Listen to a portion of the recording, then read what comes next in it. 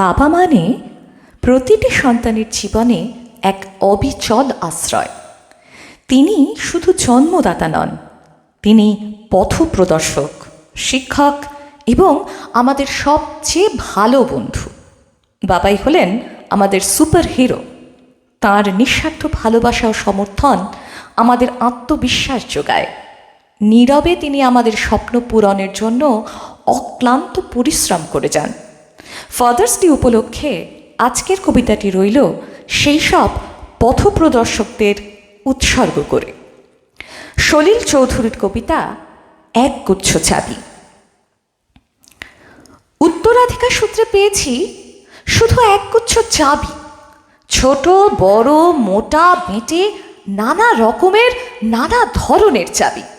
মা বললেন যত্ন করে তুলে রেখে দে।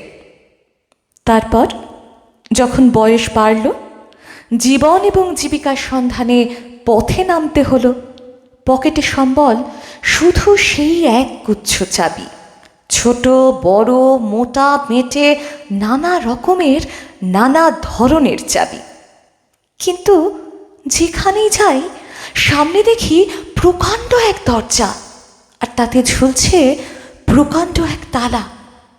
পকেট থেকে চাবির গুচ্ছ বের করি, এ চাবি সে চাবি ঘোরাই ফেরাই, লাগে না, খোলে না। শ্রান্ত হয়ে ঘরে ফিরি। মা দেখেন আর হাসেন, বলেন ওরে তোর বাবার হাতেও ওই চাবি দিয়ে ওই দরজাগুলো খোলেনি, শুনেছি নাকি তার বাবার হাতে খুলতো। আসল কথা কি জানিস, ওই সব চাবিগুলো হলো সততার, সত্যের, যুক্তির, নিষ্ঠার। আজকাল ওই চাবি দিয়ে এসব দরজা খোলে না। তবু তুই ফেলে দিস না, যত্ন করে তুলে রেখে দিস। তুইও যখন চলে যাবি তোর সন্তানের হাতে দিয়ে যাস ওই সব চাবির গুচ্ছ।